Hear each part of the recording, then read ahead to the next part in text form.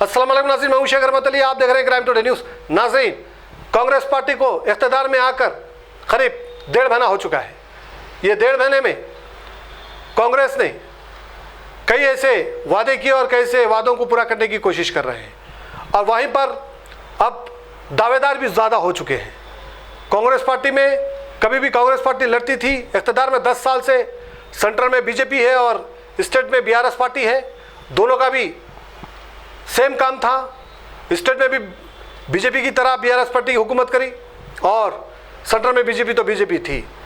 लेकिन कांग्रेस के तकरीबन ऐसे लीडर्स थे, कभी कोई आवाज़ नहीं उठाए, कभी कोई आवाम के लिए आवाज़ नहीं उठाए, उनके साथ नहीं खड़े रहे। ट्रिपल तलाक का बिल पास हुआ, सीएए हुआ, ऐसे कई बिला मुसलमानों के ख़िलाफ़, माइनॉरिटी के ख़िलाफ़ हुए, कई ऐसे काम हुए, मसाजिदों को गिराया गया तेलंगाना में, और कुछ नहीं किया गया।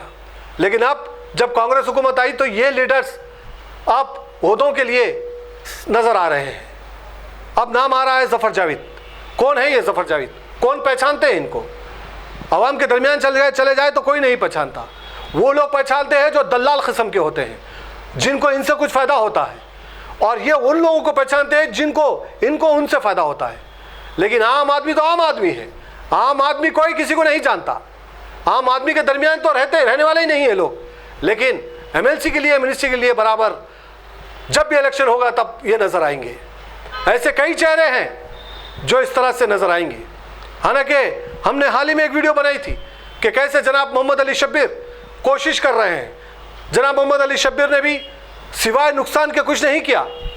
वक्त की जायदादों को तबाह करने में उनका हाथ है, और असदुद्दीन अवैसी मजलिस का साथ देने में भी उनका हाथ है।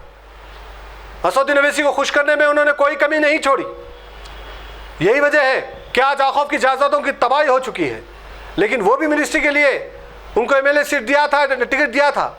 लेकिन जहाँ पर वो कामारेड्डी से जीते आए थे, वो कामारेड्डी से नहीं लड़े।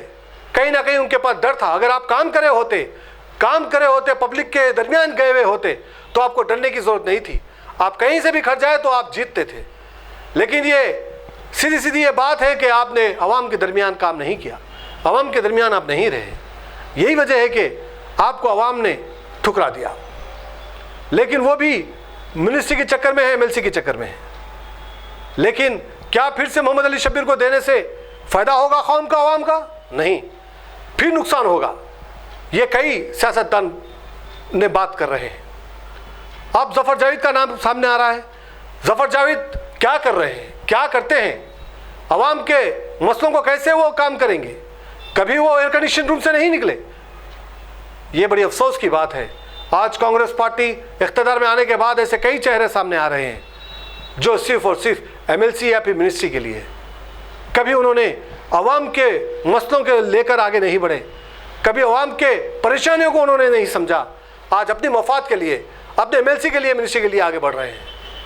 आवाम को भी चाहिए कि ऐसे चेहरों को गौर से देखें और पहचानें ये कौन लोग हैं जो आवाम के दरमियान तो नहीं आते, कभी आवाज़ तो नहीं उठाते, लेकिन अपने फ़ायदे के लिए पहुंच जाते हैं। और हुकूमत को भी चाहिए कि आवाम के दरमियान कौन है, आवाम के मसलों को हल करने वाला कौन है, आवाम के दरमियान फिरने वाला कौन है, आवाम किसको जानती है, वो तहकीक करके उनको एमएलसी और मिनिस्ट्री दे। अगर आप ऐसे ही एयर कंडीशन में बैठने वाले लोगों को अगर आप देंगे तो फिर सिर्फ और सिर्फ आपका नुकसान होगा। आने वाले टाइम में ये आवाम फिर आपको सबक सिखाएगी। ये आवाम ने आप पर भरोसा किया तो आप ये भरोसे को बरकरार रखते हुए काम करने वालों को मिनिस्ट्री दें, एमएलसी दें, ताकि आवाम भी फिर से आपके पर एतमाद रखें और आवाम का भरोसा आप पर बरकरार रहे। उम्मीद करते हैं कि रेवंत रेड्डी और राहुल गांधी चेहरों को ना देखें, उनके काम को देखें और कितना उन्होंने आवाम में काम किया वो देखें। इसके बाद वो अपना फैसला सुनाएं।